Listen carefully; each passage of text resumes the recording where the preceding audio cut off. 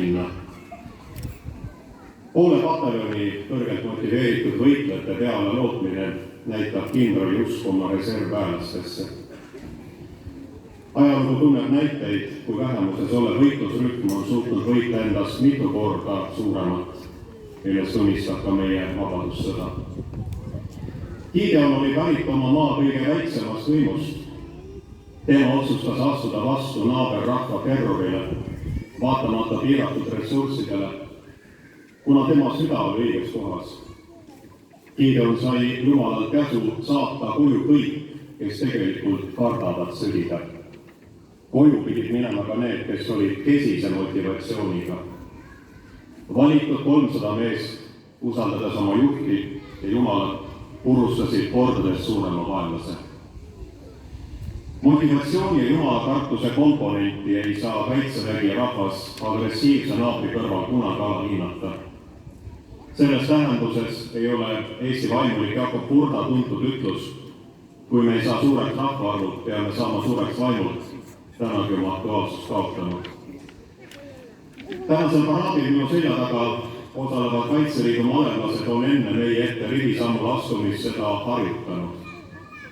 Ka muus osas tehakse palju tööd, et olla valmis oma maa ja rahva kaitseks igas külas. Kahjuks sammuga rahvas ühtses rivis, mille kurvastavaks näiteks on Riigikogus toimunud sündmused ning oma tahtmise läbisurumine ilma oma kodanikelt nõu kuulda võtmata.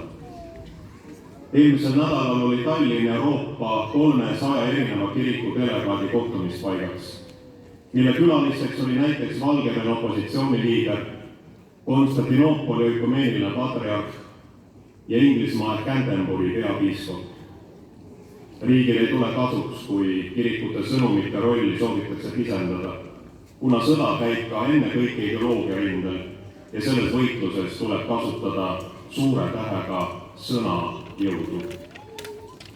Sõna ja muusika olid ka sügaval nõukogude ajal need vahendid, millega oma rahva võitlusvaimu elavana hoiti, mille sümboolsemaks ja eriliselt ka täna aktuaalsena kõlava Rene Espere loodud ärkamisaeg.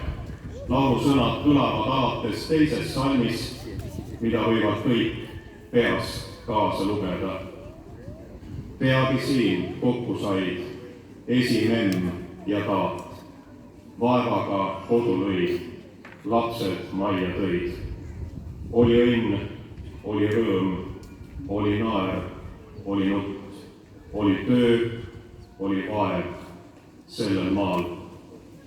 Isa meelt, ema keelt, hoian sellel maal, taadimaa, memmemaa, endiselt on ta tasane, kullane, kivine, mullane, pilvine, tuuline, ootus täis. Eestimaa, Eestimaa, oled mu kodumaa, oled mu hingele lähedal, oled mu südames sügaval. Langetame pead ja asetagem pärjad vabadussõjas langenud kangelastele.